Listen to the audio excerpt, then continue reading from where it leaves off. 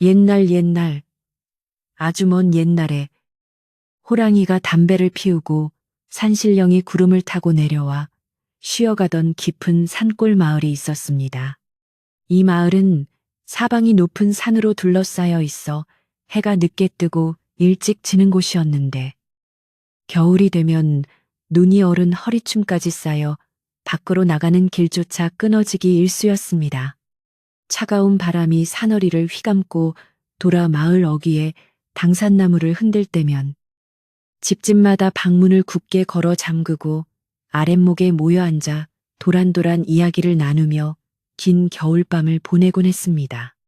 그 중에서도 마을에서 가장 으리으리한 기와집인 최부자 댁은 높은 담벼락만큼이나 그 주인의 콧대가 높아 마을 사람들의 입방아에 자주 오르내리던 곳이었습니다. 이 최부자 댁에는 태어날 때부터 남의 집살이를 하며 잔뼈가 굵은 돌쇠라는 건장한 사내가 살고 있었는데 그는 우직하기가 황소 같고 부지런하기가 개미 같아 마을 사람들의 칭찬이 자자했습니다. 돌쇠는 이른 새벽 닭이 울기도 전에 일어나 마당을 쓸고 소 여물을 끓이며 하루를 시작했고 밤이 늦도록 새끼를 꼬거나 가마니를 짜느라 손에서 일을 놓지 않았습니다. 비록 남의 집 처마 밑에서 새우잠을 자는 신세였지만 그의 마음속에는 언젠가 자신만의 작은 초가집을 짓고 오순도순 사는 소박한 꿈이 자라나고 있었습니다. 그는 험한 일을 도맡아 하면서도 힘든 기색 한 번 보이지 않았고 오히려 남을 돕는 일이라면 발벗고 나서는 착한 성품을 지니고 있었습니다. 하지만 돌쇠의 주인인 최 부자는 마을에서도 소문난 구두쇠에다가 욕심이 턱 밑까지 차오른 사람이어서 아랫사람들을 부리는 데 있어 조금의 자비도 베풀지 않는 위인이었습니다. 최 부자는 곳간에 쌀이 썩어나갈 정도로 재물이 많았음에도 불구하고 일하는 사람들에게는 밥 한 끼도 제대로 배불리 먹이지 않으려 들었고 옷 한 벌에 입히는 것을 아까워했습니다. 돌쇠는 부모님이 돌아가시면서 남긴 빚 때문에 어쩔 수 없이 최부자 댁에 묶여있는 몸이었지만 10년을 넘게 죽어라 일만 했지 손에 쥐어지는 것은 아무것도 없었습니다. 최부자는 돌쇠가 일을 잘하니 그를 놓아주기 싫어서 빚을 다 갚으려면 아직도 멀었다는 핑계로 그의 발목을 잡고 있었습니다. 어느 해 겨울 유난히 눈이 많이 내리고 매서운 추위가 닥쳐와 마을 사람들의 살림살이가 팍팍해지던 때였습니다. 최 부자는 날이 갈수록 더 많은 택감을 요구하며 돌쇠를 닥달했는데 산에 눈이 쌓여 나무를 하러 가기가 위험하다는 것을 뻔히 알면서도 억지를 부렸습니다. 그는 따뜻한 사랑방에 앉아 화로를 끼고 호령하며 내일 아침까지 마당에 장작을 산더미처럼 쌓아놓지 않으면 밥알 구경할 생각은 하지도 말라며 불호령을 내렸습니다. 돌쇠는 억울하고 서러운 마음이 가슴을 쳤지만 주인의 말을 거역할 수 없는 처지라 긴 한숨만 내쉬며 지게를 짊어질 수밖에 없었습니다. 돌쇠는 낡은 무명옷 몇 겹을 껴입고 다해진 집신을 단단히 동여맨 채 눈이 펑펑 쏟아지는 새벽길을 나섰습니다. 행랑채에 기거하는 나이, 지긋한 할멈이 안쓰러운 눈빛으로 그를 배웅하며 이 날씨에 산에 가는 건 목숨을 내놓는 일인데 어쩌려고 그러느냐며 혀를 찼습니다. 하지만 돌쇠는 빙그레 웃으며 걱정 마세요. 제가 누굽니까? 이까짓 눈쯤이야. 금방 해치고 다녀오겠습니다라고 씩씩하게 대답했습니다. 사실 그의 속마음은 두려움으로 가득 차 있었지만 자신을 걱정해주는 할멈에게 차마 약한 모습을 보일 수 없어 일부러 큰 소리를 친 것이었습니다. 마을을 벗어나 산길로 접어들자 무릎까지 빠지는 눈 때문에 한 걸음 떼기가 천근만근 무거웠습니다. 앙상한 나뭇가지마다 눈꽃이 피어 절경을 이루었지만 당장 추위와 싸워야 하는 돌쇠의 눈에는 그 아름다움이 들어올 리 없었습니다. 그는 거친 숨을 몰아쉬며 산을 오르고 또 올랐고 익숙한 나무꾼의 길조차 눈에 덮여 사라져버려 오직 감에 의존해 길을 찾아야 했습니다. 차가운 바람이 얼굴을 때릴 때마다 살이 베이는 듯한 고통이 느껴졌고 손발은 꽁꽁 얼어 감각이 무뎌져 갔습니다. 그래도 그는 빈지게로 돌아가면 당장 쫓겨나거나 매질을 당할 것이 뻔했기에 이를 악물고 나무가 많은 깊은 골짜기로 들어갔습니다. 한참을 헤매다 겨우 마른 나무들이 모여 있는 곳을 발견한 돌쇠는 서둘러 도끼질을 시작했습니다. 쩌렁쩌렁 울리는 도끼 소리가 고요한 산속의 정적을 깼고 그의 이마에서는 송글송글 땀방울이 맺혔습니다. 얼마나 지났을까? 지게의 나무가 어느 정도 찼을 무렵 갑자기 하늘이 어두워지더니 굵은 눈발이 다시 흩날리기 시작했습니다.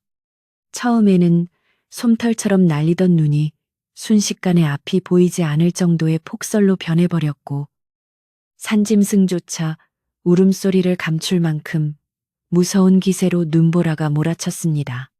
돌쇠는 서둘러 하산하려 했지만 이미 들어온 길은 눈 속에 파묻혀 흔적도 없이 사라진 뒤였습니다. 방향을 잃은 돌쇠는 짐승처럼 네 발로 기다시피 하며 눈보라를 피할 곳을 찾아 헤맸습니다. 이대로 가다가는 얼어 죽거나 눈 속에 파묻혀 꼼짝없이 죽게 될 거라는 공포가 엄습했습니다. 그는 살아야겠다는 일념 하나로 정신을 차리려 애쓰며 바위가 겹겹이 쌓인 절벽 쪽으로 몸을 옮겼습니다. 다행히 저 멀리 거대한 바위 틈새로 사람 하나가 들어갈 만한 작은 구멍이 보였고 그는 마지막 힘을 짜내어 그곳으로 기어들어 갔습니다. 그곳은 밖보다는 바람이 덜 들이치는 천연 동굴이었는데 깊이가 제법 깊어 눈보라를 피하기에는 안성맞춤인 장소였습니다. 동굴 안으로 들어선 돌쇠는 털썩 주저앉아 가쁜 숨을 몰아쉬며 꽁꽁 언손을 비벼 녹였습니다. 밖에서는 휘몰아치는 바람 소리가 귀신 울음소리처럼 들려왔지만 동굴 안은 믿을 수 없을 만큼 고요하고 아늑했습니다. 그는 일단 날이 밝고 눈이 그칠 때까지 이곳에서 버텨야겠다고 생각하며 젖은 옷을 털고 주변을 살폈습니다. 그런데 그때 동굴 깊은 곳에서 희미하게 으윽 하는 신음소리가 들려왔습니다. 돌쇠는 깜짝 놀라 숨을 죽이고 귀를 기울였는데 그것은 짐승의 소리가 아니라 분명 사람의 고통스러운 신음소리였습니다. 돌쇠는 두려운 마음이 앞섰지만 호기심과 걱정이 더 커서 조심스럽게 소리가 나는 쪽으로 발걸음을 옮겼습니다. 동굴 안쪽은 빛이 거의 들지 않아 어두컴컴했기에 그는 손을 더듬거리며 천천히 나아갔습니다. 한참을 들어가자 희미한 인기척이 느껴졌고 바닥에 깔린 마른 낙엽 위에 웅크리고 누워있는 누군가의 형상이 눈에 들어왔습니다. 가까이 다가가 자세히 들여다보니 그곳에는 하얀 소복을 입은 젊은 여인이 식은땀을 흘리며 고통에 몸부림치고 있었습니다. 그녀의 배는 남산만하게 불러있어 한눈에 보아도 출산이 임박한 산모임을 알 수 있었습니다. 이 깊은 산속, 그것도 눈보라가 치는 한겨울에 만삭의 여인이 홀로 있다는 사실에 돌쇠는 너무나 놀라 입이 다물어지지 않았습니다. 여인은 인기척을 느끼고 힘겹게 눈을 떴는데 그 눈빛은 고통 속에서도 간절하게 도움을 청하고 있었습니다. 그녀는 입술을 파르르 떨며 무언가 말을 하려 했지만 밀려오는 진통 때문에 비명조차 제대로 지르지 못하고 끙끙 앓는 소리만 내뱉었습니다. 돌쇠는 비록 천한 신분의 사내였지만 눈앞에서 죽어가는 사람을, 그것도 새 생명을 품은 여인을 모른 체할 만큼 매정한 사람은 아니었습니다. 돌쇠는 서둘러 지게에 지고 온 마른 나무들을 내려놓고 부싯돌을 꺼내어 조그만 불을 피웠습니다. 차가운 동굴 안에 온기가 퍼지자 여인의 얼굴에 아주 조금 혈색이 도는 듯 했습니다. 그는 자신이 입고 있던 겉옷을 벗어 여인에게 덮어주며 부인, 정신 차리십시오. 제가 도울 테니 힘을 내셔야 합니다. 라고 떨리는 목소리로 말했습니다. 여인은 돌쇠의 손을 꽉 잡았는데 그 악력이 얼마나 센지 그녀가 겪고 있는 고통이 고스란히 전해져 왔습니다. 돌쇠는 평생 아이를 받아본 적도 없고 여인과 가까이 지낸 적도 없었지만 지금 이 순간만큼은 자신이 무엇이라도 해야 한다는 절박함에 휩싸였습니다. 여인의 신음소리는 점점 더 커지고 잦아졌으며 동굴 안은 긴박한 공기로 가득 찼습니다.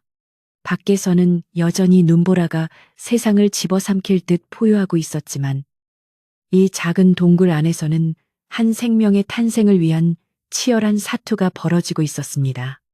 돌쇠는 땀을 뻘뻘 흘리며 물을 끓일 그릇도 없는 상황에서 깨끗한 눈을 퍼와 녹여 여인의 입술을 적셔 주었습니다.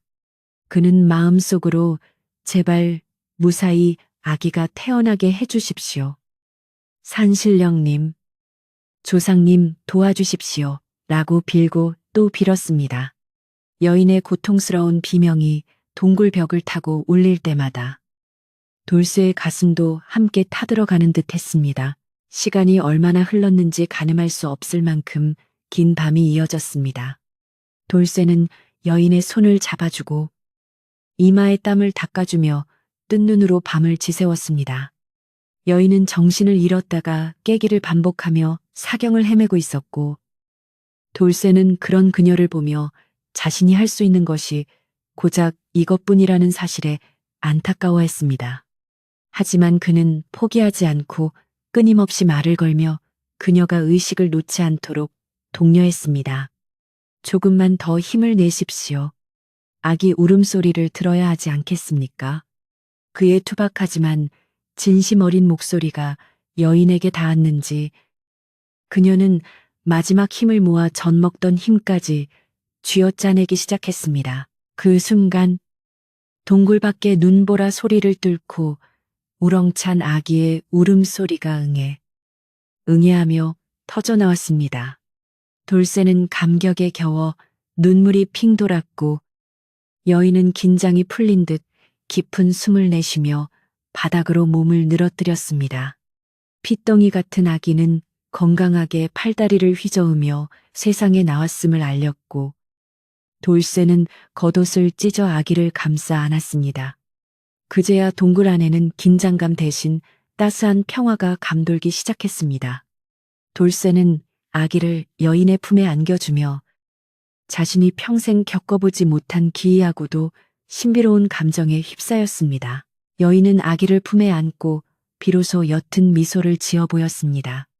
창백했던 그녀의 얼굴에는 어머니로서의 강인함과 안도감이 서려 있었고 돌쇠를 바라보는 눈빛에는 깊은 감사의 마음이 담겨 있었습니다. 돌쇠는 쑥스러운 마음에 고개를 돌리며 화롯불을 뒤적거렸지만 가슴 한구석이 벅차오르는 것을 느꼈습니다.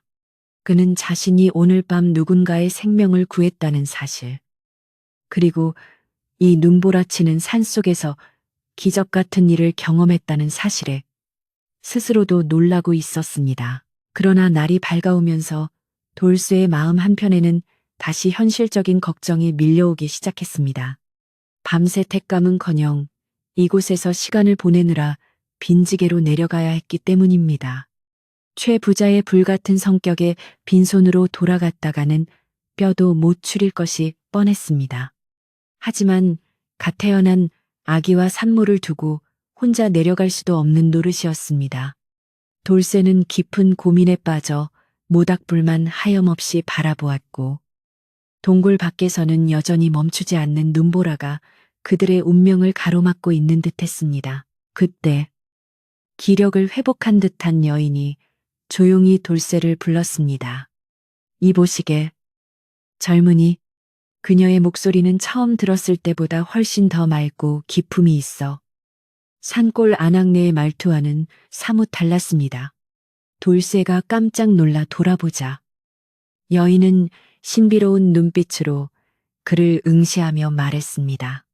그대의 따뜻한 마음 덕분에 저와 아이가 목숨을 건졌습니다. 이 은혜는 결코 잊지 않을 것입니다. 그녀의 말에는 묘한 힘이 실려 있어 돌쇠는 저도 모르게 고개를 조아렸습니다. 과연 이 여인은 누구이며 어찌하여 이 깊은 산중 동굴에서 홀로 아이를 낳게 된 것일까요? 돌쇠의 긴 밤은 아직 끝나지 않았습니다. 돌쇠는 여인의 말에 담긴 기품에 눌려 잠시 멍하니 그녀를 바라보았는데 그녀의 얼굴에서는 방금 전까지 고통에 몸부림치던 기색은 온데간데 없이 사라지고 신비로운 광채가 은은하게 뿜어져 나오고 있었습니다.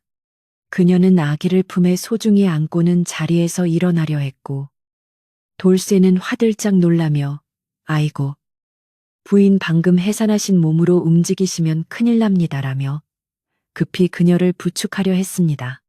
하지만 여인은 부드러운 손짓으로 돌쇠를 제지하며 마치 깃털처럼 가볍게 몸을 일으켜 세웠습니다. 그녀의 하얀 소복에는 흙먼지 하나 묻지 않은 듯 깨끗해 보였고 동굴 밖에서 비쳐 들어오는 아침 햇살이 그녀의 등 뒤로 후광처럼 비치고 있었습니다. 여인은 돌쇠에게 다시 한번 고개를 숙여 인사를 건네며 내 비록 지금은 빈손이나 그대의 선한 마음이 하늘에 닿았으니 훗날 반드시 귀한 보답이 있을 것입니다. 라고 나지막이 말했습니다. 그 목소리는 마치 산골짜기를 흐르는 맑은 계곡물 소리처럼 돌쇠의 귓가에 청아하게 울려 퍼졌습니다. 돌쇠는 그저 어안이 벙벙하여 무슨 말을 해야 할지 몰라 뒷머리만 긁적였는데 여인은 이제 날이 개었으니 서둘러 내려가 보시게라는 말을 남기고는 동굴 안쪽 깊은 곳 어둠이 드리워진 방향으로 천천히 걸음을 옮겼습니다. 돌쇠는 그녀가 당연히 동굴 밖으로 나갈 것이라 생각했기에 막힌 길로 향하는 그녀의 뒷모습을 보며 의아해했습니다. 돌쇠가 급히 부인, 그쪽은 길이 없습니다. 밖으로 나가셔야지요. 라고 외치며 그녀를 뒤따라 가려 했지만 놀랍게도 여인의 모습은 순식간에 희뿌연 안개처럼 흐릿해지더니 눈 깜짝할 사이에 사라져 버렸습니다. 돌쇠는 자신의 눈을 의심하며 동굴 안쪽 벽까지 달려가 샅샅이 살펴보았으나 그곳에는 차가운 바위 벽만이 가로막고 있을 뿐 사람이 빠져나갈 만한 틈새는 전혀 없었습니다. 방금 전까지 들리던 아기의 울음소리도 여인의 옷자락 스치는 소리도 흔적 없이 사라지고 오직 타다 남은 모닥불의 온기만이 그곳에 누군가 있었다는 것을 증명하고 있었습니다. 등골이 오싹해진 돌쇠는 그제야 자신이 만난 여인이 평범한 사람이 아님을 직감했습니다. 마을 어른들이 옛날 이야기로 들려주던 산신령이나 도깨비 홀린 이야기가 머릿속을 스치고 지나갔습니다. 하지만 무섭다는 생각보다는 왠지 모를 따뜻함과 경이로움이 가슴에 남았습니다. 그는 여인이 사라진 자리를 향해 두 손을 모아 깊이 허리를 숙여 절을 올렸습니다.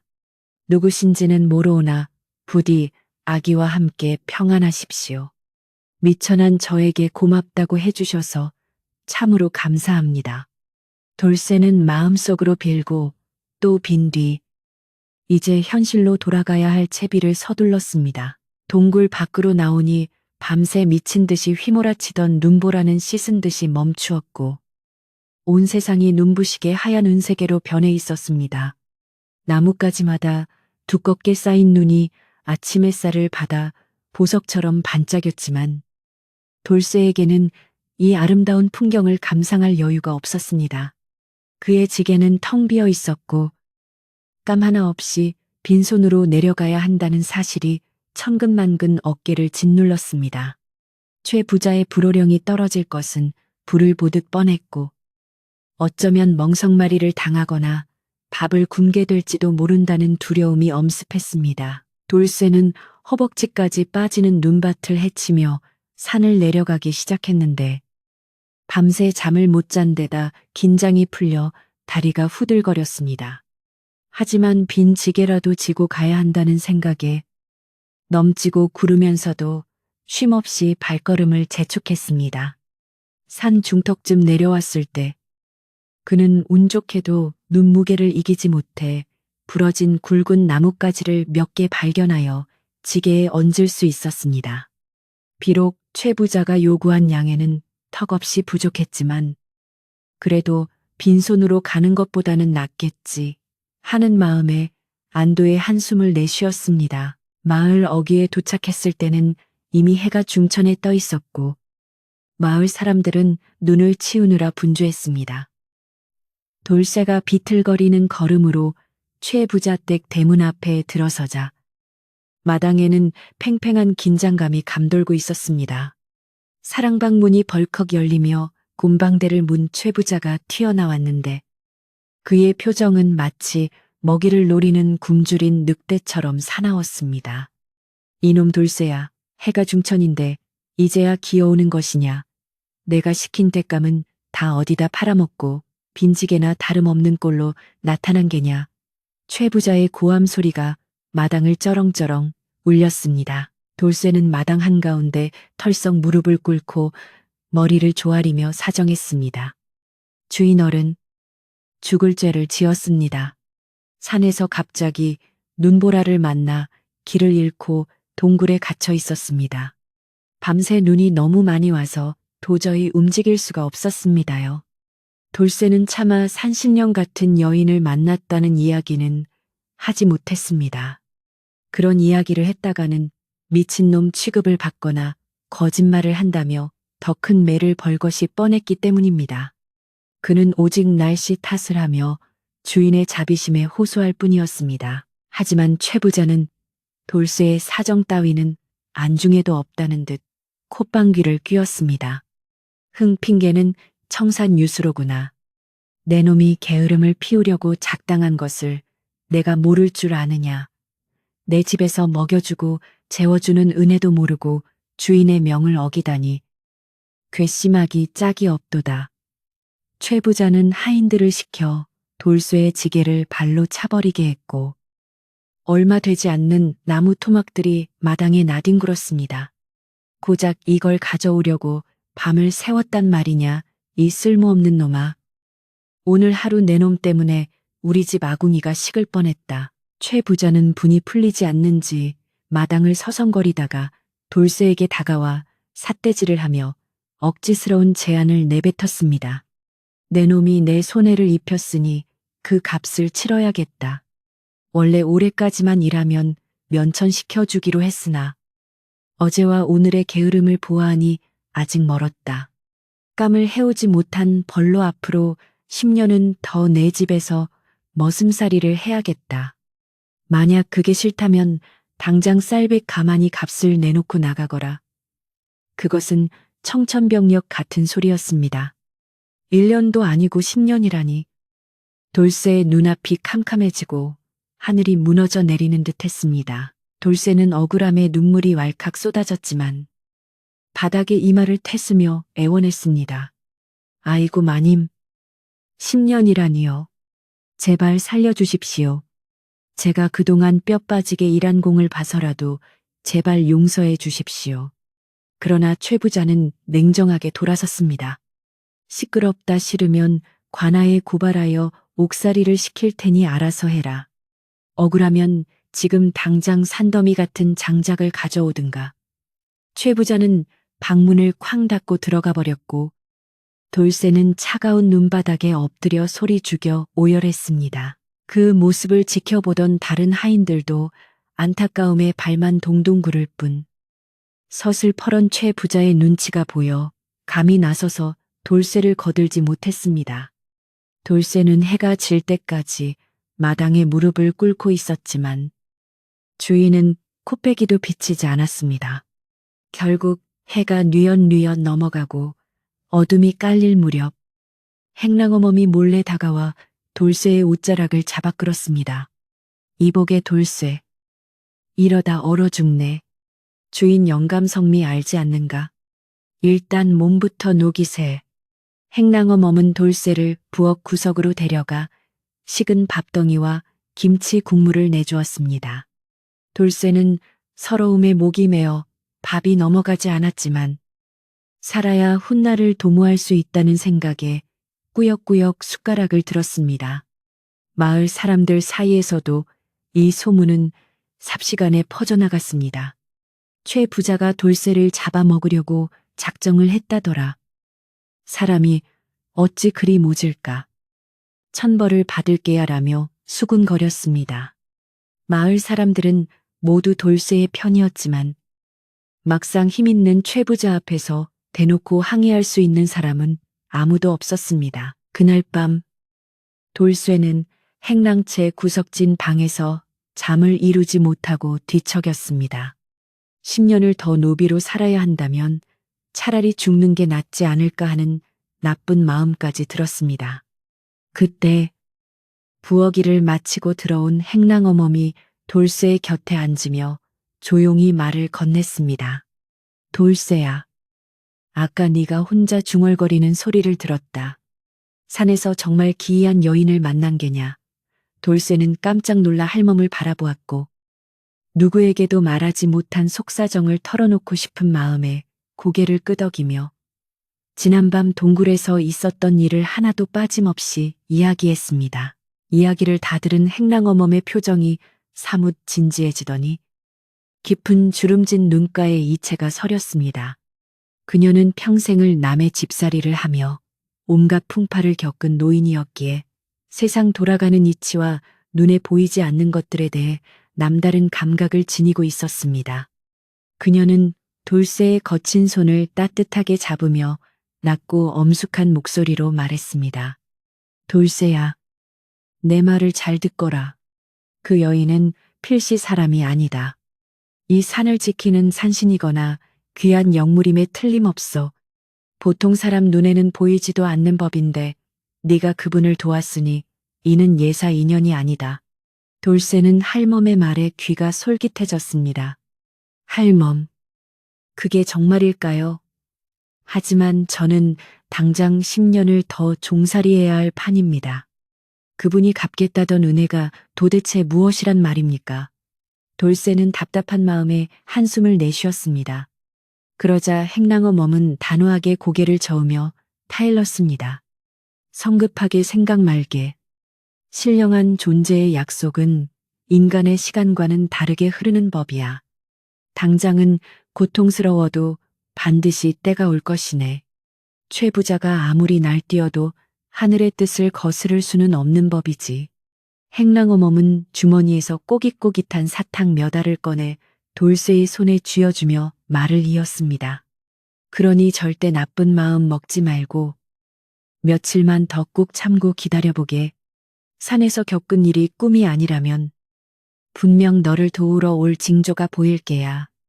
최 부자의 욕심이 저리 극에 달한 것을 보니 이제 그 집안의 운도 다해가는 것이지. 달도 차면 기우는 법 아니겠나. 할멈의 말은 절망에 빠진 돌쇠에게 한 줄기 희망의 빛처럼 다가왔습니다. 돌쇠는 행랑어멈의 말을 곱씹으며 창호지 문 너머로 보이는 달빛을 바라보았습니다. 억울하고 분한 마음은 여전했지만 동굴 속 여인의 맑은 눈빛과 반드시 보답하겠다던 그 목소리가 귓가에 맴돌아 마음을 다잡게 했습니다. 그래, 죽으라는 법은 없다. 그분이 헛말을 하실 분은 아니야. 조금만 더 버텨보자. 돌쇠는 주먹을 불끈 쥐며 마음속으로 다짐했습니다. 밖에서는 여전히 차가운 겨울 바람이 불고 있었지만 돌쇠의 가슴 속에는 알 수 없는 기대감이 작은 불씨처럼 피어오르기 시작했습니다. 다음 날부터 최 부자의 횡포는 더욱 심해졌습니다. 그는 돌쇠가 꾀병을 부린다며 새벽부터 밤늦게까지 쉴 새 없이 일을 시켰고 밥상에는 쉰내가 나는 보리밥 덩이만 던져주기 일쑤였습니다. 돌쇠는 묵묵히 그 모든 모욕을 견뎌냈습니다.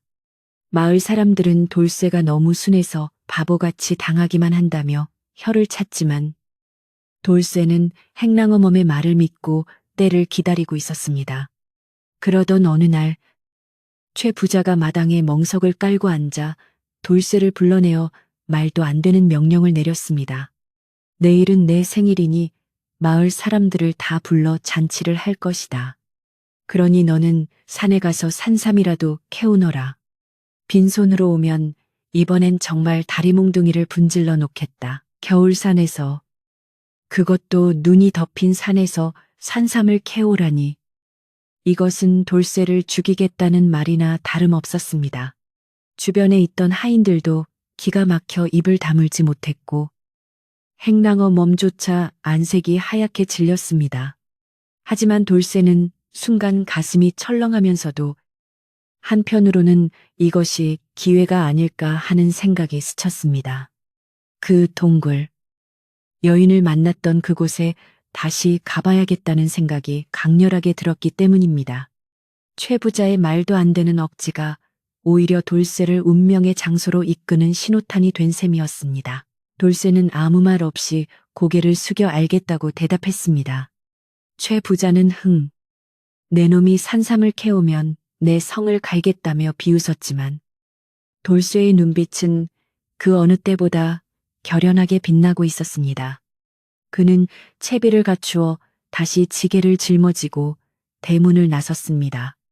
며칠 전과는 달리 하늘은 맑았지만 공기는 더욱 차가웠습니다. 마을 사람들은 산으로 향하는 돌쇠를 보며 저 불쌍한 것, 이제 다시는 못 보는 것 아닌가 하며 눈시울을 붉혔습니다. 그러나 돌쇠는 뒤를 돌아보지 않고 뚜벅뚜벅 눈 덮인 산길을 향해 걸어갔습니다. 돌쇠는 익숙하면서도 낯선 산길을 다시 오르며 거친 숨을 몰아쉬었습니다. 며칠 전 눈보라가 몰아치던 밤에는 살기 위해 허겁지겁 올랐던 길이었지만 오늘은 죽으러 가는 심정으로 한 걸음 한 걸음이 무겁기만 했습니다. 발밑에서 뽀드득거리는 눈소리가 마치 자신의 처지를 비웃는 듯 차갑게 느껴졌고 앙상한 나뭇가지들은 매서운 바람에 흔들리며 을씨년스러운 소리를 내고 있었습니다. 산삼은커녕 마른 풀포기 하나 찾기 힘든 이 겨울산에서 무엇을 구할 수 있단 말인가. 돌쇠의 마음속에는 절망과 원망이 뒤섞여 시커먼 멍처럼 번져가고 있었습니다. 하지만 돌쇠의 발걸음은 저절로 지난번 그 동굴을 향하고 있었습니다. 이 넓은 산 중에서 그가 기댈 곳이라고는 오직 기이한 인연이 닿았던 그 장소뿐이라는 사실이 그를 이끌고 있었던 것입니다. 혹시나 그 여인이 아직 그곳에 있지 않을까? 아니면 산신령님이 불쌍한 자신을 굽어 살펴주시지 않을까 하는 지푸라기라도 잡고 싶은 심정이었습니다. 산 중턱을 넘어서자 칼바람은 더욱 거세졌고 돌쇠의 볼은 붉게 얼어 터질 듯 아려왔지만 그는 멈추지 않고 기억 속의 바위 절벽을 찾아 헤맸습니다. 한참을 헤맨 끝에 드디어 눈에 익은 거대한 바위들이 겹겹이 쌓인 곳이 나타났습니다. 며칠 전과는 달리 눈이 그치고 햇살이 비치고 있었지만 동굴 입구는 여전히 어두컴컴한 입을 벌리고 있어 묘한 기운을 풍기고 있었습니다. 돌쇠는 떨리는 가슴을 진정시키며 조심스럽게 동굴 안으로 발을 들여놓았습니다. 계십니까? 혹시 안에 누구 계십니까? 그의 목소리가 텅 빈 동굴 벽에 부딪혀 공허한 메아리로 되돌아왔을 뿐 아무런 인기척도 느껴지지 않았습니다. 돌쇠는 실망감에 다리에 힘이 풀려 그 자리에 주저앉고 말았습니다. 지난번 여인이 누워있던 자리에는 타다 남은 재만이 덩그러니 남아있었고 온기라고는 찾아볼 수 없는 냉기만이 감돌고 있었습니다. 역시 다 꿈이었나? 내가 헛것을 보았나? 돌쇠는 허탈한 마음에 땅을 치며 흐느꼈습니다. 이제 빈손으로 내려가면 최 부자의 매질을 견뎌야 했고 10년이라는 긴 세월을 짐승처럼 살아야 한다는 생각에 눈앞이 캄캄해졌습니다. 그는 차라리 이 추운 동굴에서 얼어 죽는 편이 낫겠다는 모진 마음까지 먹으며 고개를 파묻었습니다. 그때였습니다. 어디선가 향긋한 꽃내음이 바람을 타고 코끝을 스치더니 동굴 안쪽 깊은 곳에서 은은한 빛이 새어나오기 시작했습니다. 돌쇠는 깜짝 놀라 고개를 들었는데 칠흑 같은 어둠 속에서 하얀 빗무리가 점점 커지며 다가오는 것이 보였습니다. 그리고 그 빛 속에서 믿을 수 없는 광경이 펼쳐졌습니다. 며칠 전 초라한 행색으로 산통을 겪던 그 여인이 이제는 눈이 부시도록 고운 비단옷을 입고 우아한 자태로 걸어 나오고 있는 것이었습니다. 여인의 모습은 더 이상 산골 아낙네의 것이 아니었습니다. 머리에는 영롱한 옥비녀를 꽂았고 입고 있는 옷자락에서는 신비로운 광채가 흘러나와 어두운 동굴을 대낮처럼 환하게 비추었습니다. 그녀의 얼굴에는 인자하면서도 감히 범접할 수 없는 위엄이 서려 있어 돌쇠는 저도 모르게 납작 엎드려 절을 올렸습니다.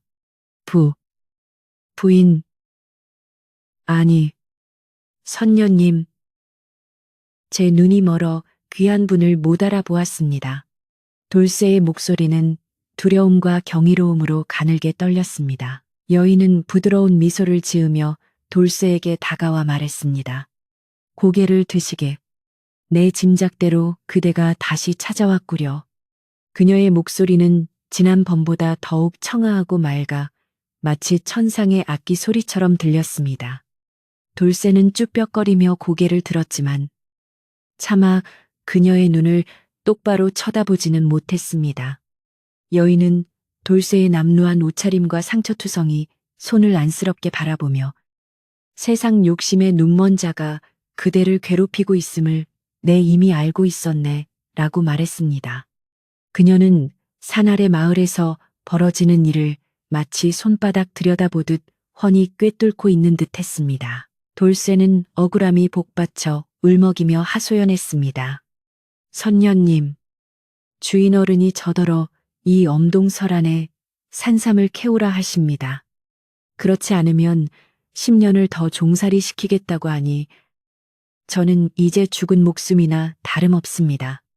제발 저를 불쌍히 여겨 살 길을 열어주십시오. 돌쇠는 바닥에 머리를 도시며 간절히 빌었습니다. 그의 눈물은 꽁꽁 언 땅바닥을 적셨고 그 절박함은 동굴 안의 공기마저 숙연하게 만들었습니다. 여인은 고개를 끄덕이며 품속에서 무언가를 꺼내들었습니다. 그것은 평범해 보이는 무명 보따리였는데 겉보기에는 작고 볼품없었지만 왠지 모를 묵직한 기운이 느껴졌습니다. 여인은 그 보따리를 돌쇠의 앞에도 놓으며 엄숙한 어조로 말했습니다. 이것을 가지고 내려가시게. 그대의 주인이 그토록 원하던 것이 이 안에 들어있네.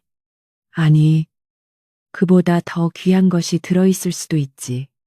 돌쇠는 떨리는 손으로 보따리를 받아들었는데 손에 닿는 순간 따뜻한 온기가 전해져 얼었던 몸이 순식간에 녹아내리는 듯한 기분을 느꼈습니다. 그는 궁금한 마음에 보따리를 풀어보려 했지만 여인이 단호한 목소리로 그를 제지했습니다. 지금 열어보아서는 안 되네. 명심해서 들으시게. 이 물건은 반드시 사람이 많이 모인 곳. 그대의 주인뿐만 아니라 마을 사람들이 모두 보는 앞에서 풀어보아야 하네. 여인의 당부는 매우 구체적이었습니다. 그대의 주인이 잔치를 벌인다고 들었네. 가장 흥이 오르고 사람들이 많이 모였을 때. 그때 이것을 주인에게 바치며 펼쳐 보이시게. 만약 그 전에 단둘이 있을 때 열거나 그대가 미리 열어본다면 이 안에 든 것은 돌덩이로 변해버릴 것이네. 돌쇠는 그 말이 무슨 뜻인지 정확히 이해할 수는 없었지만 여인의 눈빛이 너무나 강렬하여 그저 예. 명심하겠습니다.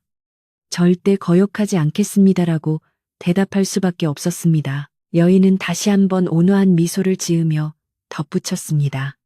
두려워하지 말게. 그대의 선한 마음이 이 보따리의 주인이니 나쁜 일은 일어나지 않을 것이네. 이제 서둘러 가보시게. 잔치가 시작되려면 시간이 얼마 남지 않았네.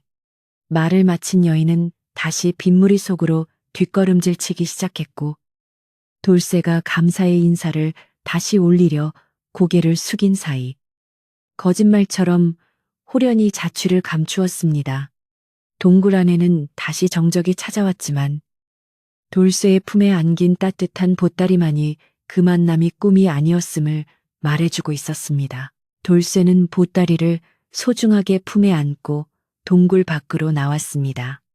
신기하게도 들어올 때만 해도 천근만근 무겁던 몸이 날아갈 듯 가벼워져 있었고 매섭던 추위도 더 이상 느껴지지 않았습니다. 그는 보따리에서 전해지는 온기를 느끼며 산을 내려가기 시작했습니다.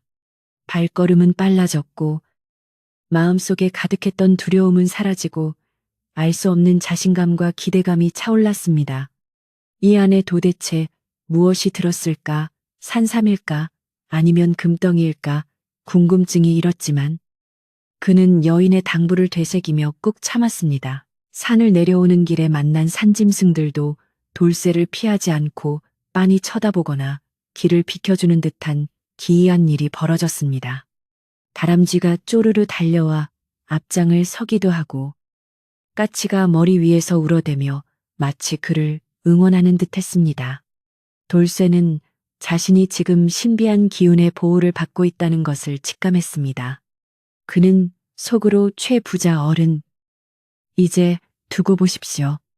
제 억울함을 풀 날이 멀지 않았습니다. 라고 되뇌며 마을을 향해 힘차게 내달렸습니다. 마을에 도착했을 때 최 부자 댁은 이미 잔치 준비로 시끌벅적했습니다.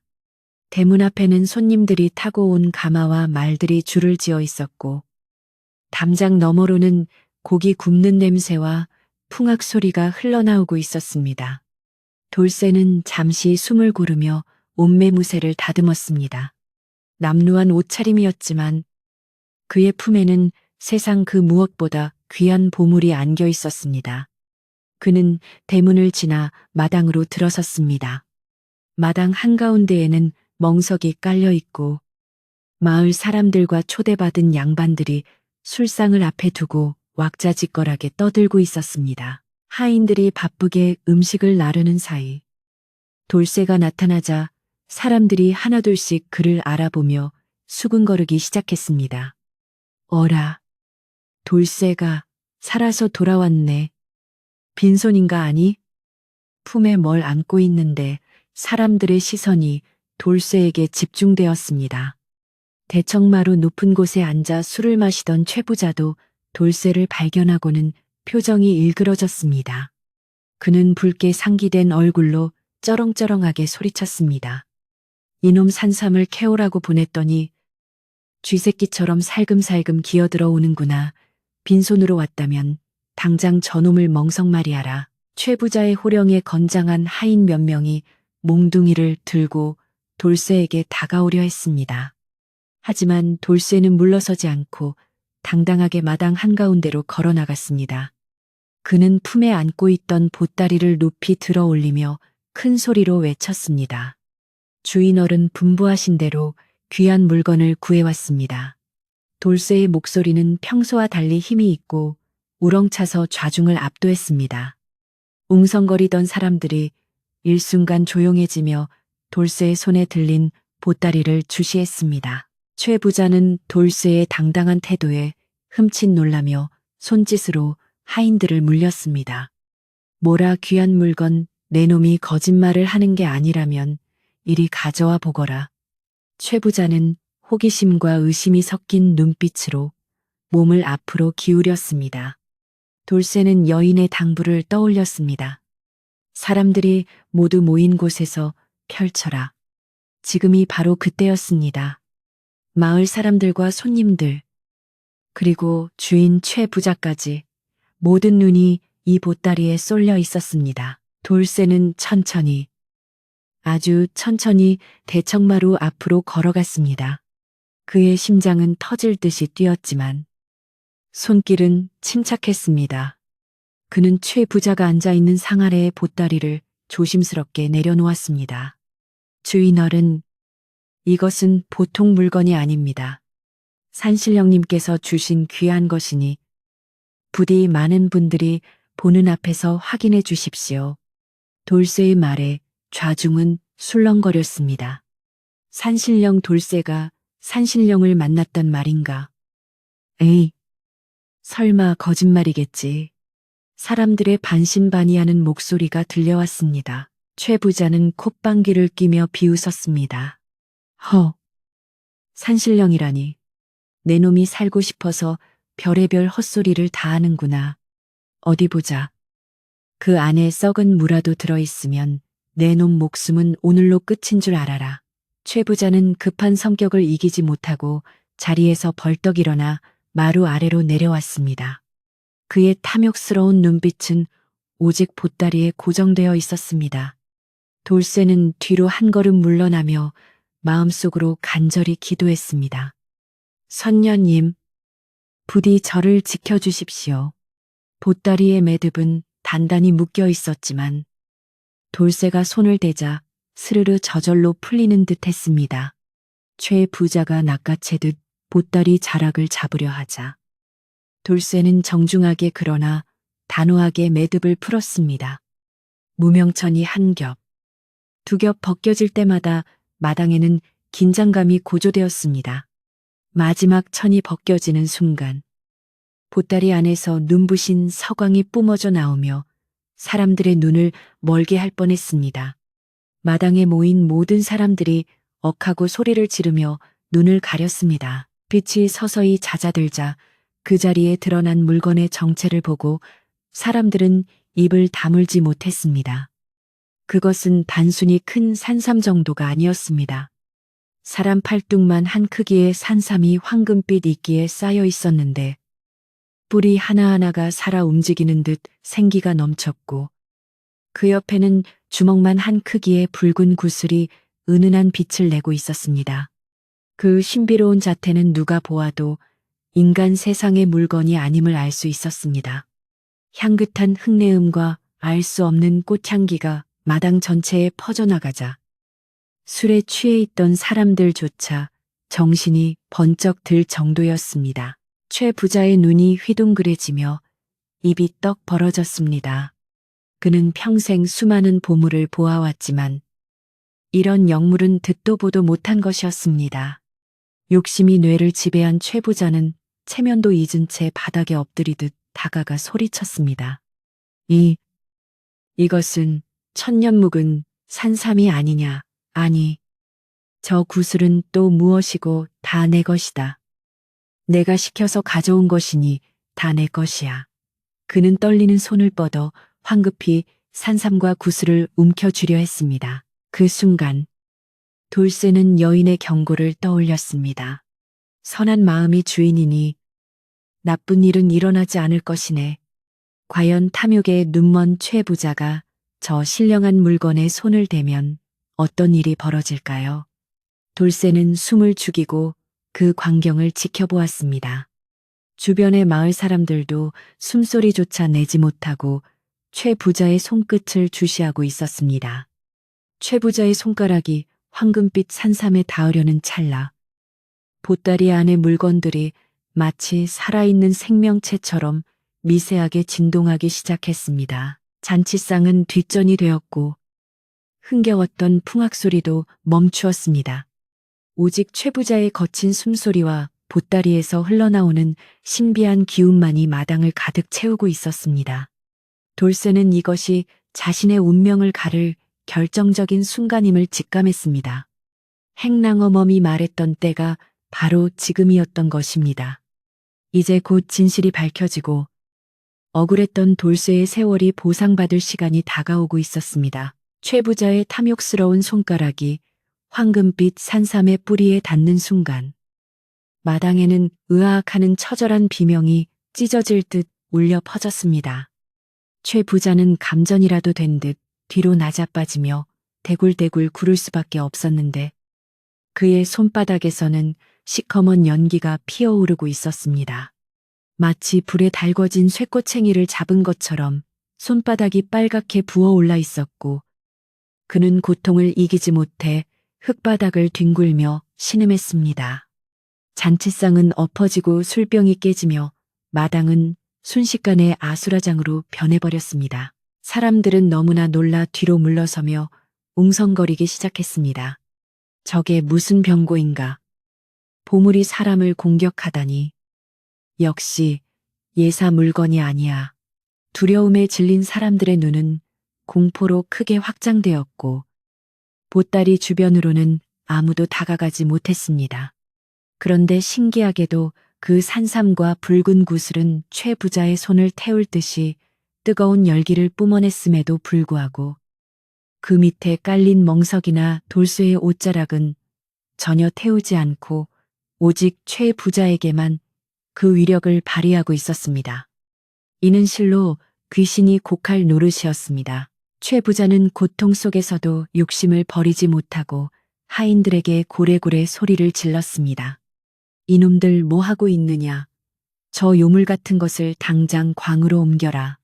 그리고 저 돌쇠 놈이 요술을 부려 주인을 해하려 했으니 당장 포박해라. 주인의 불호령에 건장한 머슴 서넛이 쭈뼛거리며 보따리 쪽으로 다가갔습니다.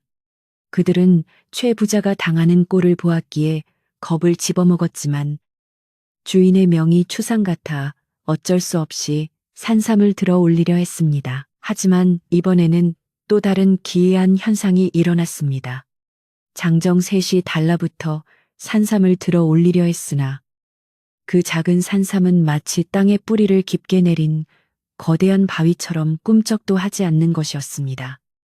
으라차차 하인들이 얼굴이 터질 듯 힘을 쓰고 핏대를 세워보았지만 산삼은 바닥에 딱 달라붙어 털끝만큼도 움직이지 않았습니다. 오히려 하인들이 힘을 쓸수록 붉은 구슬에서 나오는 빛이 강해지며 그들을 밀어내는 듯한 기운을 내뿜어 하인들은 나가떨어지며 엉덩방아를 캤고 말았습니다. 마당에 모인 사람들은 이제 이 상황이 인간의 힘으로 어찌할 수 없는 신의 뜻임을 깨닫기 시작했습니다. 마을에서 가장 연로하고 학식과 덕망이 높아 존경받는 김진사 어른이 자리에서 일어나 엄숙한 표정으로 앞으로 나섰습니다. 그는 긴 수염을 쓰다듬으며 최 부자를 향해 꾸짖듯 말했습니다. 여보게 최 부자, 자네 눈에는 저것이 보이지 않는가? 저 영물은 주인을 스스로 알아보고 있는 것일세. 욕심에 눈이 멀어 하늘이 내린 물건을 강제로 취하려 하다가는 자네 집안이 멸문지화를 당할 수도 있어. 김진사의 서슬퍼런 경고에 최 부자는 덜덜 떨리는 손을 부여잡고 식은땀을 흘렸습니다. 손의 통증도 통증이거니와 눈앞에서 벌어지는 기이한 현상에 대한 공포가 욕심을 짓누르기 시작했습니다. 그는 억울하고 분한 표정으로 돌쇠를 노려보며 소리쳤습니다. 그럼 저 천한 놈이 주인이라는 말입니까?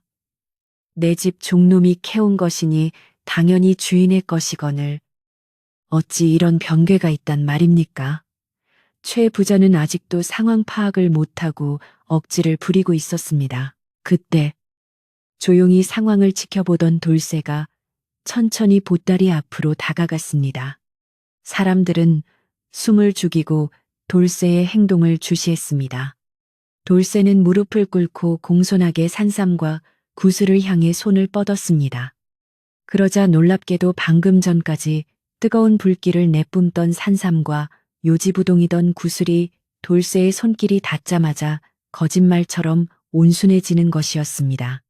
붉은 빛은 부드러운 분홍빛으로 바뀌었고 돌쇠가 가볍게 들어올리자 마치 깃털처럼 가볍게 들려 올라왔습니다. 이 광경을 목격한 마을 사람들은 탄성을 질렀습니다.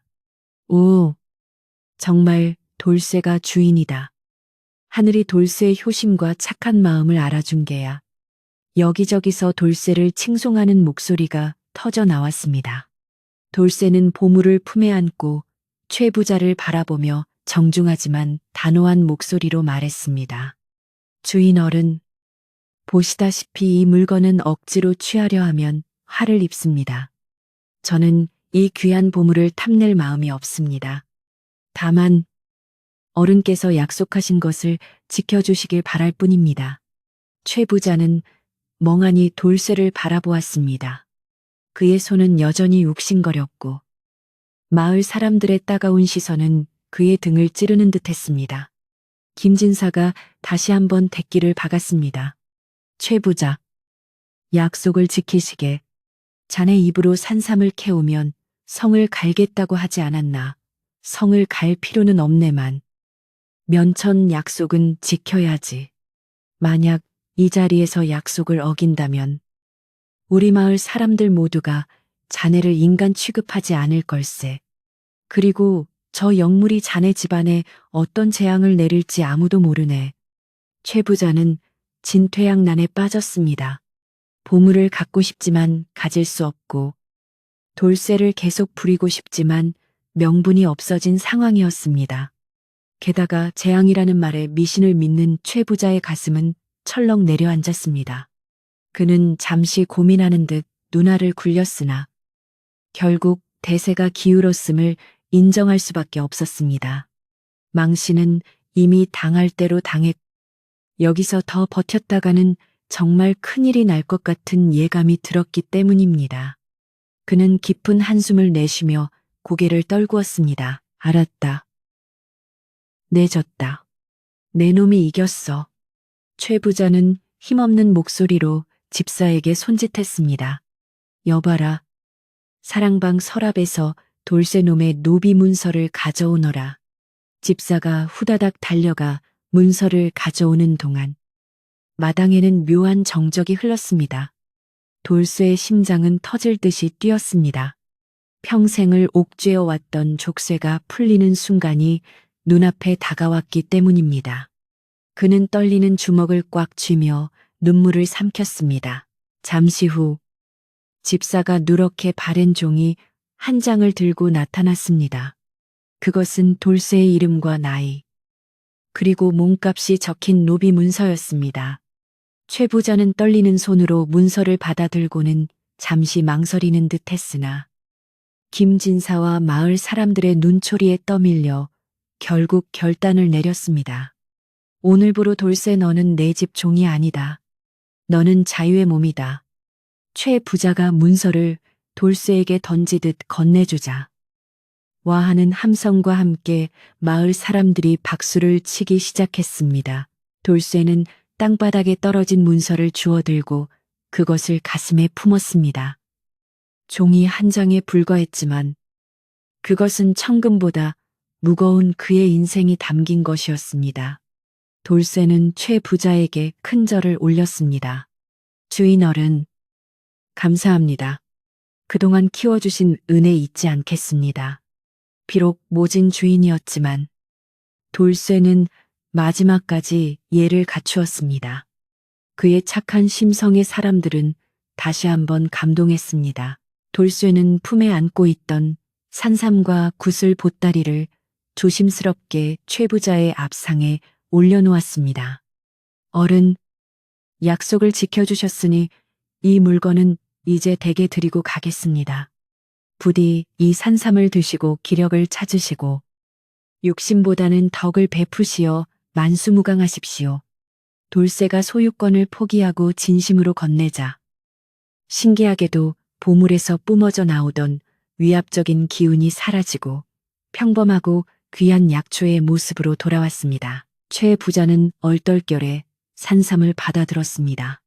이번에는 손이 데이지도 무겁지도 않았습니다. 돌쇠의 선한 마음이 물건의 기운을 중화시킨 덕분이었습니다. 최 부자는 부끄러움과 고마움이 교차하는 복잡한 표정으로 돌쇠를 바라보았습니다. 그는 헛기침을 하며 그래, 내 약속은 지켰다. 너도 나가서 잘 살거라라고 퉁명스럽게 말했지만 그 목소리에는 이전의 도끼가 많이 빠져 있었습니다. 마당의 분위기는 순식간에 축제 분위기로 바뀌었습니다. 긴장감이 사라지자 풍악 소리가 다시 울려 퍼졌고 사람들은 돌쇠의 어깨를 두드리며 축하해 주었습니다. 장하다 돌쇠야. 이제 네 세상이다. 행랑어멈은 부엌에서 달려나와 돌쇠의 손을 잡고 눈물을 훔쳤습니다. 내 말이 맞지. 하늘은 스스로 돕는 자를 돕는 법이야. 고생했다. 정말 고생했어. 돌쇠는 할멈의 거친 손을 맞잡으며 환하게 웃었습니다. 그의 얼굴에 핀 웃음꽃은 그 어떤 꽃보다 아름다웠습니다. 잔치가 계속되는 동안 돌쇠는 조용히 짐을 챙기러 행랑채로 향했습니다.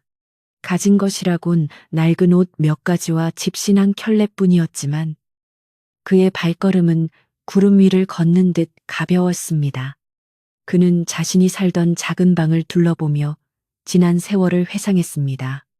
춥고 배고팠던 기억들이 주마등처럼 스쳐 지나갔지만 이제는 추억으로 묻어둘 수 있게 되었습니다.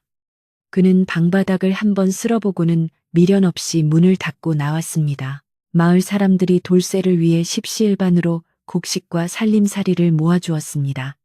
어떤 이는 쌀 한 뼘박을, 어떤 이는 쓰던 솥단지를, 또 어떤 이는 밭 한 경기를 빌려주겠다며 나섰습니다. 돌쇠가 그동안 베풀었던 선행이 이럴 때 빛을 발하는 것이었습니다. 최 부자도 체면 때문인지 아니면 산삼을 받은 값인지 쌀 2가마니와 광목 한 피를 내어주라 일렀습니다. 돌쇠는 빈손으로 나갈 줄 알았는데 어느새 등에는 짐이 한가득이었습니다. 하지만 그 무게는 짐이 아니라 희망의 무게였습니다. 해가 뉘엿뉘엿 지고 저녁 노을이 붉게 물들 무렵 돌쇠는 최부자 댁 대문을 나섰습니다. 뒤에서 닫히는 대문 소리가 쿵 하고 울렸지만 그것은 단절의 소리가 아니라 새로운 시작을 알리는 팡파르처럼 들렸습니다. 돌쇠는 마을 어귀 언덕에 올라 잠시 걸음을 멈추고 저 멀리 보이는 산을 바라보았습니다. 하얀 눈이 덮인 산봉우리가 저녁 햇살을 받아 황금빛으로 빛나고 있었습니다. 마치 동굴 속 그 여인이 그를 내려다보며 미소 짓고 있는 것만 같았습니다. 돌쇠는 산을 향해 깊이 고개를 숙였습니다. 고맙습니다. 정말 고맙습니다. 이 은혜 평생 잊지 않고 착하게 살겠습니다. 바람이 불어와 그의 땀방울을 식혀주었고 어디선가 잘 살 거라 하는 듯한 부드러운 속삭임이 들려오는 듯 했습니다. 이제 돌쇠에게는 누구의 눈치도 볼 필요 없는 오롯이 자신만의 시간이 펼쳐져 있었습니다. 그는 가벼운 발걸음으로 마을 외곽 양지 바른 곳, 자신이 미리 봐두었던 빈 터를 향해 걸어갔습니다. 그곳에서 그는 꿈에도 그리던 자신만의 집을 지을 것입니다. 밤이 깊어가고 있었지만 돌쇠의 마음속에는 찬란한 태양이 떠오르고 있었습니다. 마을 사람들도 오늘 있었던 일을 두고두고 이야기하며 밤을 지새울 것입니다. 최 부자의 욕심을 꺾은 돌쇠의 기계와 신비한 산삼 이야기, 그리고 권선징악의 교훈은 마을의 전설이 되어 입에서 입으로 전해지겠지요. 하지만 돌쇠에게 가장 중요한 것은 전설이 아니라 내일 아침 자신의 힘으로 일어나 자신의 밭을 일굴 수 있다는 평범한 사실이었습니다. 이제 모든 갈등은 눈 녹듯 사라졌고 차가운 겨울 바람조차 시원하게 느껴지는 밤이었습니다. 돌쇠는 새로 짓게 될 집터를 다지며 콧노래를 흥얼거렸습니다. 흙냄새가 이토록 향긋할 수 있다는 것을 그는 처음 알았습니다. 그의 앞날에 펼쳐질 소박하지만 행복한 날들이 별빛처럼 반짝이며 그를 비추고 있었습니다.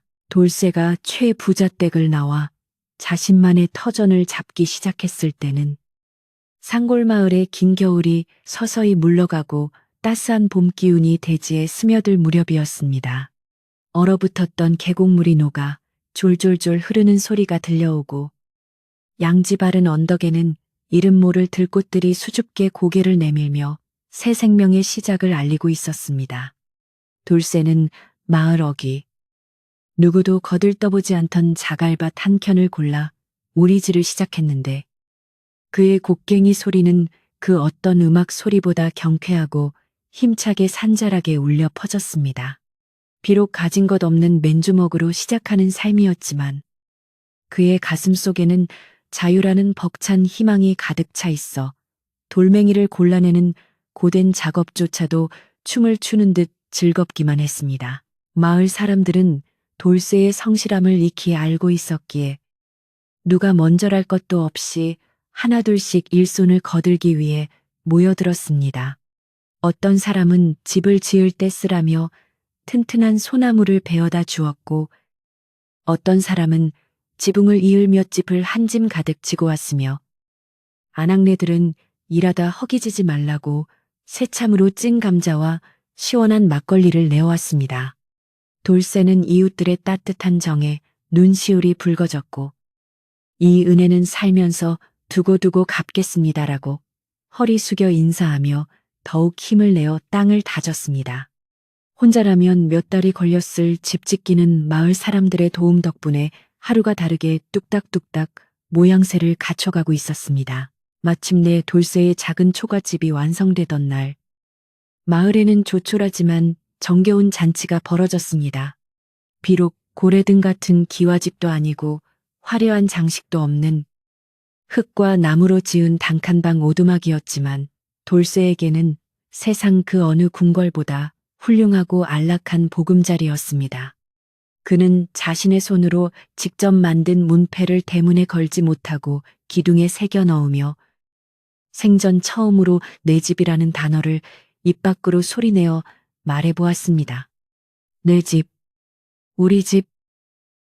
그 말 한마디에 지난 수십 년간 겪었던 서름과 고단함이 봄눈 녹듯 사라지는 것만 같았습니다. 돌쇠는 밭을 일구는 일에도 정성을 다했습니다.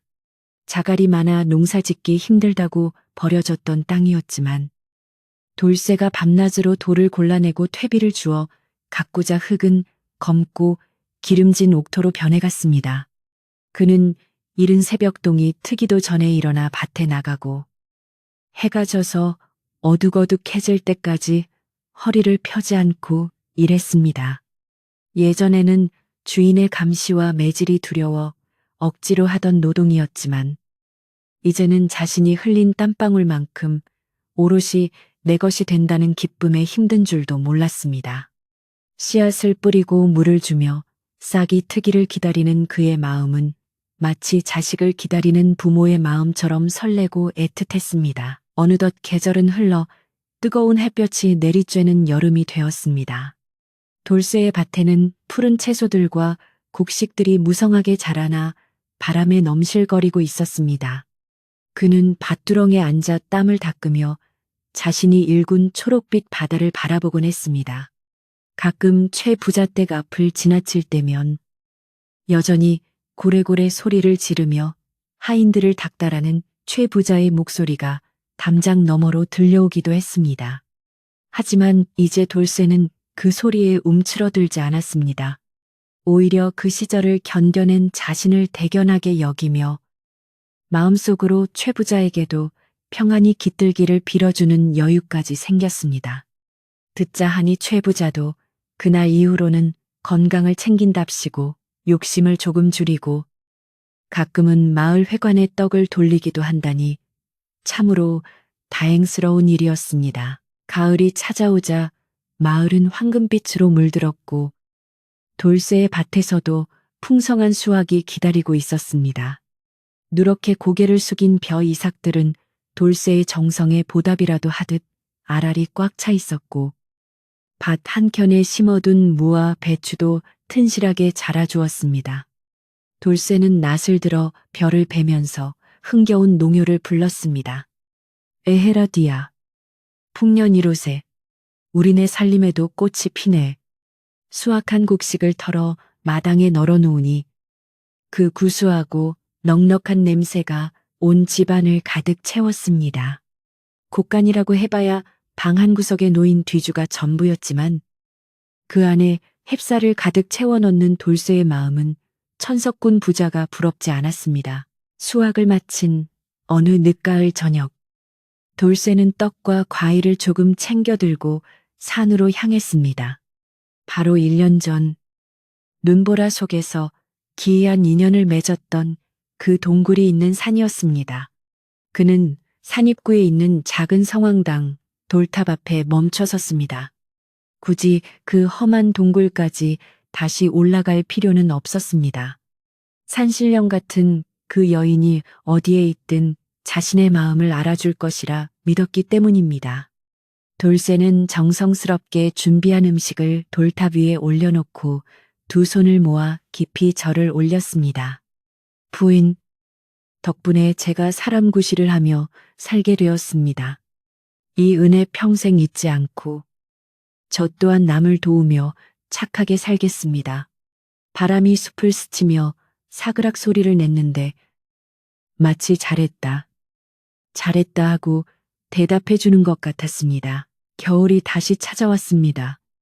1년 전 춥고 배고프고 서러웠던 그 겨울과는 전혀 다른 겨울이었습니다. 하늘에서는 한방눈이 펑펑 쏟아져 내렸지만 돌쇠는 더 이상 추위에 떨 필요가 없었습니다. 그가 직접 지은 초가집은 작지만 단단하여 찬바람을 막아주었고 아궁이에는 그가 여름 내 해놓은 장작이 가득 쌓여 있었습니다. 돌쇠는 아궁이에 불을 지피며 타닥타닥 타오르는 불꽃을 바라보았습니다. 빨간 불꽃이 춤을 추며 아랫목을 뜨끈뜨끈하게 데워주기 시작했습니다. 굴뚝으로 피어오르는 하얀 연기는 평화로운 저녁 풍경을 그림처럼 완성하고 있었습니다. 방 안으로 들어온 돌쇠는 갓 수확한 맵쌀을 깨끗이 씻어 무쇠솥에 앉혔습니다. 장작불이 활활 타오르며 솥뚜껑을 들썩이게 했고 이내 구수한 밥 냄새가 좁은 방 안을 가득 채우기 시작했습니다. 밥 짓는 냄새가 이토록 향기로울 수 있다니 돌쇠는 콧노래를 흥얼거리며 밥이 뜸들기를 기다렸습니다. 지난날 찬밥 덩어리를 눈물과 함께 삼키던 기억은 이제 먼 옛날 이야기가 되었습니다. 그는 작은 소반 위에 잘 익은 김장김치, 한 보시기와 보글보글 끓인 된장찌개, 그리고 김이 모락모락 나는 하얀 쌀밥을 퍼담았습니다. 임금님의 수라상이 부럽지 않은 세상에서 가장 귀한 저녁 밥상이었습니다. 돌쇠는 경건한 마음으로 숟가락을 들었습니다. 윤기가 자르르 흐르는 하얀 쌀밥을 한 숟가락 가득 퍼서 입안에 넣자 달큰하고 고소한 맛이 혀끝을 감돌았습니다. 뜨거운 밥알이 목을 타고 넘어가며 빈속을 든든하게 채워주었고 온몸에 따뜻한 기운이 퍼져나갔습니다. 아삭한 김치를 곁들여 먹으니 그 맛이 꿀맛이었습니다.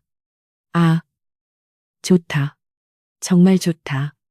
돌쇠는 혼자 중얼거리며 밥 한 그릇을 개눈 감추듯 비웠습니다.